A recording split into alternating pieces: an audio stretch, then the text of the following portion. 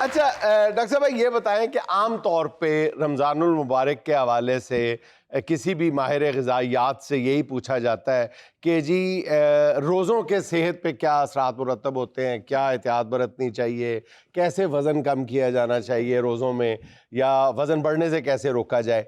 लेकिन मैंने एक और मसला देखा, इस पर बहुत कम बात होती है। रोज़ों में जो सबसे बड़ा प्रॉब्लम दरपेश होता है रोज़ेदारों को, वो सहरी के बाद तेज़ाबियत है।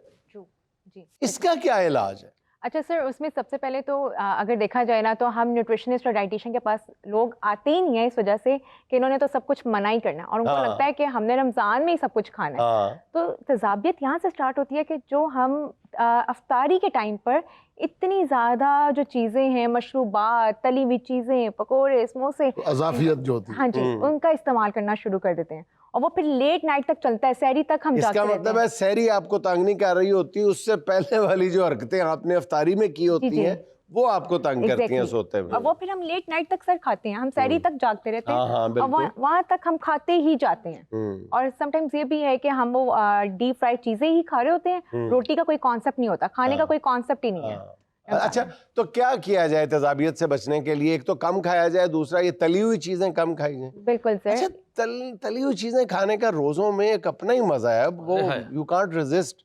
क्या क्या मतलब वो ऐसे वो कर रही होती है ना कि पकड़ पकड़ के आपको बगलगीर हो रही होती हैं। मैनू खा ले पकौड़े तो लग रहे जिवें तुसीं अनवर ठोर अंब रखे साहब। हमारा बस चले तो खजूरें भी तल के खाए। इन्ना मजा भी हल्का हल्का बेसन लगा होगा। पहले करच दी आवाज है, मुड़ के हंस करके मिठा। सर बेसिकली हम ये कहते हैं एज अ न्यूट्रिशनिस्ट, ये रिकमेंड करते हैं कि खाएं सब कुछ, लेकिन एक इत्तेदाल में खाएं। वो हम इत्तेदाल वाला कॉन्सेप्ट ही नहीं है। क्या हम पकोड़े भी खा रहे हैं तो पूरी प्लेट हमारी पकोड़ों से भरी हुई है, समोसे, पकोड़े, डिफरेंट वैरायटी में हम खा रहे होते हैं। तो ये है कि आपके कुकिंग मेथड्स बहुत डिपेंड करते हैं ना। आप इतना तलें, आप नॉन स्टिकी पैन होते हैं, आप उनमें बिल्कुल लेस ऑयल में करें, लेकिन हम तब तक हमें मज़ा नहीं आता जब तक हमारी वो डीप फ्राई चीज़ें ना हमारे। अच्छा, यहाँ पे हमारे एक एक्सपर्ट तशरीफ लाई थी, उन्होंने एक अच्छा तरीका बताया था। वो कह रही थी कि आप पकौड़ों में बहुत ज़्यादा सब्जियों का इस्तेमाल करें।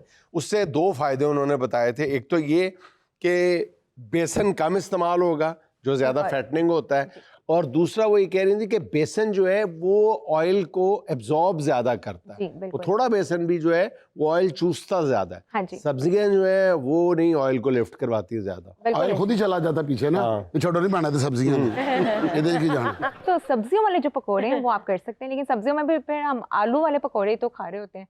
तो डिफरेंट जो सब्जियां हैं, बैंगन वाले, आप डिफरेंट आप सब्जियों को बना सकते हैं। लेस से लेस आपने कम से कम जो है बेसन इस्तेमाल करना है और ऑयल इस्तेमाल करना है। बाकी सब्जियों वाले पकोड़े खाएं, लेकिन वो भी 1 से 2।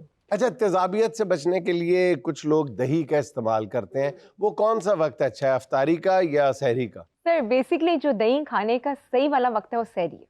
अच्छा, सहरी में आप खा सकते हैं, उसमें आप दही भी खा सकते हैं, आप दही की लस्सी बना के भी पी सकते हैं, ताकि सारा दिन हमने रोजे की कंडीशन में रहना होता है, फास्टिंग में, तो वो प्यास ना लगे आपको। और मीठी लस्सी का ये भी फायदा है कि घूकी बहुत अच्छी चढ़ती है। बिल्कुल। घूकी, ये लखनवी उर्दू का लफ्ज है। हाँ जी। उसी बोलो तो लखनवी, असी बोले यार तुम लोगों की ग्रामर ठीक नहीं है, तमीज नहीं है, मतलब कुछ तो देखो ना कहाँ चल रहे हो। ये घूकी डायरेक्ट उकाड़े दी चढ़ी है। हाँ जी, भूखी उकाड़ भी जुनेद भी। अच्छा, वजन के हवाले से कुछ बताएं जी, क्या किया जाए?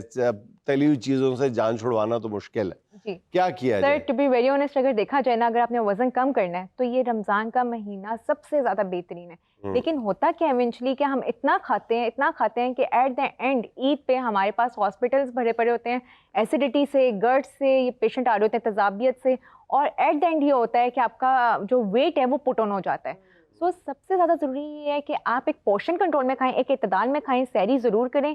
यहाँ पे आजकल एक ये भी हमारा कल्चर है कि हम सहरी कर रहे हैं तो बुफे सिस्टम बाहर वाली सहरी हो रही है, अफ्तारी हो रही है, तो वो भी बाहर जाके हो रही है, क्योंकि जितनी अल्लाह माफ करे जो सहरी के वक्त हम बूफे करते हैं ना, अगर वो बूफे लगाने वाला जो है होटल का मालिक, वो एक दफा खाता हुआ देख ले तो उसी दिन अनाउंस कर दे कि कल तो बंद जाए। और वो एक नजर अपना बूफा देखता है, दूसरी तो उसका बूथा देखता है। लेकिन सब पिछले रोजों में आप भी बड़े मोटे हो गए। वाकई बड़ा तेल बड़ा इस्तेमाल किया मिट्टी दा मिट्टी हो गया सी। मैं दरवाजे 'च फस गया, मैंने दरवाजे ने कहा, उन्हें कहा ਇਹੋ तेल तो मैंने देता ਹੁੰਦਾ ना तू फसदा ना मैं फसदा। नहीं सीरियसली, अगर आप नोट करें तो नॉर्मली हमारे घरों में अगर 5 किलो ऑयल यूज हो रहा है तो रमज़ान में हम देखते हैं कि 10 से 15 किलो तो ऑयल हमारे घर में इस्तेमाल हो ही रहा होता है। बिल्कुल ऐसा ही है। अच्छा डॉक्टर साहब, मेरा एक लैंडलॉर्ड फैमिली से ताल्लुक है, हाँ तो सारे रिश्तेदारों को तो नहीं ना समझा सकते हम, क्योंकि जगह जगह पे हमने अफ्तारी करनी होती है। अच्छा जी, कैसा जगह जगह से मांग के इन्होंने इफ्तारी करनी होती है। असल में ये लैंडलॉर्ड नहीं कह रहा, ये लैंडलॉर्ड कह रहे हैं। वो जो लैंडलॉर्ड होता वो कहता वो जो लैंड में लोग लगे ना उनको लॉर्ड कर दो। ये लैंडलॉर्ड साहब रोजे च इन्होंने नवीं मोटरसाइकिल लईਆਂ ਨੇ ਉਹ ਜਿਸ ਤਰ੍ਹਾਂ ਨਹੀਂ ਫੂਡ ਪਾਂਡਾ ਵਾਲੇ ਪਿੱਛੇ ਬੈਗ ਪਾ ਕੇ ਨਿਕਲੇ ਹੁੰਦੇ ਨੇ ਤੇ ਇੰਜ ਜਾ ਰਹੇ ਹੁੰਦੇ ਨੇ ਲੋਕੀ ਸਮਝਣਾ ਕਿ ਆਰਡਰ ਦੇਣ ਚੱਲੇ ਨੇ ਹਾਲਾਂਕਿ ਆਰਡਰ ਲੈਣ ਜਾ ਰਹੇ ਹੁੰਦੇ ਨੇ। ਇਹ ਰਮਜ਼ਾਨ ਦੇ ਵਿੱਚ ਇਹਨਾਂ ਦਾ ਨਾਮ ਫੂਡ ਪਾਂਡਾ ਹੋ ਜਾਂਦਾ। नहीं फूड पांडा नहीं, बैग च फूड पांडा। इनकी बातों में ना आए आप डॉक्टर साहब, हमारे यहाँ अफ्तारी करें, वंशवनी चीजें बनी होती है हमारे यहाँ। ਹਾਂਜੀ ਔਰ ਇਫਤਾਰੀ ਪਤਾ ਕਿਸ ਤਰ੍ਹਾਂ ਕਰਾਂਦਾ ਜੀ, ਆਂਦਿਆਂ ਜ਼ਰਾ ਥੋੜੇ ਜਿਹੇ ਨਾ ਸਮੋਸੇ ਫੜੀ ਲਿਆਣਾ, ਨਾਲ ਕਚੋਰੀਆਂ ਵੀ ਉਹਨਾਂ ਵੀ ਲਿਆਣਾ ਤੇ 1.5 ਲੀਟਰ ਦੀ ਇੱਕ ਬੋਤਲ ਫੜੀ ਲਿਆਣਾ ਔਰ ਆਪ ਖਾਲੀ ਸਿਰਫ 2 ਖਜੂਰਾਂ ਰੱਖ ਕੇ ਤੇ ਚਿੱਟੀ ਚਾਦਰ ਵਿਛਾ ਕੇ ਬੈਠਾ ਹੋ। डॉक्टर साहब, एक तरफ तो हम बहुत ज्यादा खा लेते हैं और दूसरी तरफ हम डिहाइड्रेशन का शिकार हो जाते हैं। प्यास तो हमें लगती है, अब इसका बैलेंस हम क्या कर सकते हैं? अच्छा, उसमें बेसिकली ये होता है कि जो हम गलती कर रहे होते हैं ना, वो हाँ। उसमें ये होता है कि हम एक तो मिर्च मसालों वाले सालन उसका इस्तेमाल जो है वो ज़्यादा कर रहे होते हैं। उसके बाद लस्सी जो हम बना रहे होते हैं वो नमकीन बना रहे होते हैं। हाँ। जितना आप अपनी बॉडी में नमक का इस्तेमाल ज़्यादा करते हैं वो भी आपको डिहाइड्रेशन, पानी की कमी की तरफ लेकर जाता है। और एक तो ये चीज़ होती है, दूसरा ये भी एक फैक्टर होता है कि पानी का इस्तेमाल हम समटाइम नहीं कर रहे होते, या बस हम सिर्फ जूस पी रहे हैं या चाय पी रहे हैं। तो जितनी आप चाय या कॉफ़ी का इंटेक भी करते हैं वो भी आपको डिहाइड्रेशन की तरफ लेकर अच्छा। जाता है। ओके। तो आपने ये करना है कि आप 2 से 3 जो रिकमेंडेड वाटर इंटेक है, 2 से 3 गिलास ज़्यादा पानी के, वो आपने ज़रूर सहरी में इस्तेमाल करना है। खालिस पानी और खालिस कुछ पानी, नहीं। बिल्कुल बिल्कुल। अच्छा डॉक्टर साहब, सहरी में हम इसलिए ज़्यादा से ज़्यादा खाने और पीने की कोशिश करते हैं ऑब्वियसली कि हमें इफ्तारी तक भूख भी कम लगे और प्यास भी कम लगे। आप एज एक्सपर्ट हमें बताएं कि क्या खाना पीना चाहिए कि हमें कम भूख लगे, कम प्यास लगे? अच्छा सर, उसमें सबसे जो आप एक हेल्दी सहरी की जो बात करें ना, उसमें एक जो हमारा एशियन पॉपुलेशन की जो हमारी रोटी है वो लाजमी होनी चाहिए। हाँ। अक्सर हम देख रहे होते हैं या तो हम सहरी स्किप कर देते हैं, या हम जो है राइस, चावलों का इस्तेमाल कर रहे होते हैं, या फिर हम ब्रेड का इस्तेमाल करते हैं। रोटी आपकी सहरी में मैंडेटरी है, वो एक रोटी होनी चाहिए जो प्योर गंदम चोकर के आटे की हो। पराठा होना चाहिए, रोटी होनी सर चाहिए। ये डिपेंड करता है, अगर तो आपको कोलेस्ट्रॉल या कोई और आपको डिजीज है तो वो है कि आप तला हुआ ना लें, लेकिन हेल्दी ये है कि आप देसी घी, 1 टेबलस्पून देसी घी जो है अच्छा। वो आप एक पराठा पे लगाकर तो आप वो कंज्यूम कर सकते हैं। अच्छा। क्योंकि रोटी भी आप इस्तेमाल कर सकते हैं। उसके साथ अब आप पे डिपेंड करता है, आप अंडा इस्तेमाल कर लें, ऑमलेट बनाकर दही का इस्तेमाल कर लें, उसमें चीनी, वाइट शुगर की बजाय आप शक्कर या गुड़ इस्तेमाल कर सकते हैं। ये अच्छी बात है कि दही में चीनी की बजाय गुड़ का इस्तेमाल किया जाए। अच्छा, जो आप रोटी या पराठा बता रही हैं तो उसका रिकमेंडेड वेट कितना होना चाहिए? क्योंकि बाज़ लोग ये है ना, एक पराठा का, हमारे एक हमसाये थे भाई, दोनों माशाल्लाह खासे तनोमंद थे, तो वो कहते हैं कि यार मैंने तो ना अब रोटी पराठा छोड़ के ना तो डबल रोटी शुरू कर दी है। मैं कहा ज़बरदस्त। मैं कहा कितनी डबल रोटी? कहते पूरी।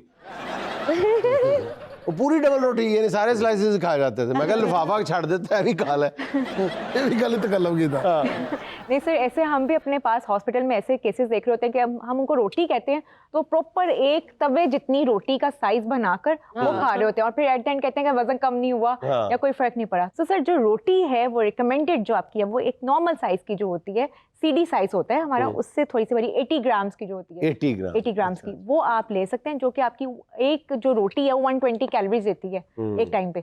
वो रोटी इस्तेमाल करें, उसके साथ दही का इस्तेमाल करें, या सालन या आपका ऑमलेट है, शामी है, वो इस्तेमाल आप कर सकते हैं। साथ आपने दही, दूध से बनी चीज़ कोई इस्तेमाल ज़रूर करनी है सहरी में। ये एक हेल्दी सहरी है जो आप ले सकते हैं। जी, तो अब चलते हैं सुहाना का सवाल मेहमान से। इसमें हम आपको 4 ऑप्शंस देंगे, आपने एक सिलेक्ट करना है। डॉक्टर साहब, ऐसा है कि आपके पेशेंट्स हैं, उन्होंने आपको बुलाया इफ्तारी पे और उन्होंने बना लिए पकौड़े। वाह। अब आप बताएं कि आप क्या बहाना करके वो पकौड़े खाएंगी या मना करेंगी? अच्छा। ऑप्शन नंबर 1, ये जो आपने बनाए हैं ये वो पकौड़े नहीं है जिनसे मैंने मना किया है। अल्लाह बना है। अच्छा। ऑप्शन नंबर 2, देखें ये जो पकौड़े हैं इनको ऐसे ऐसे करके नहीं खाना। ऑप्शन नंबर 3, पकौड़ों के नुकसान तो मैंने बताए थे, फवाइद तो बताना ही भूल गई। ऑप्शन नंबर 4, अपने घर के पकौड़े नुकसानदेह होते हैं, दूसरों के घर के नुकसानदेह नहीं होते। तो है ना, मैं थर्ड वाला करूंगी कि आपको मैंने नुकसान तो बता दिए हैं लेकिन फायदे बताना भूल गई और खा के फायदे बताऊंगी। मतलब आप पूरी प्लेट खाने के चक्कर में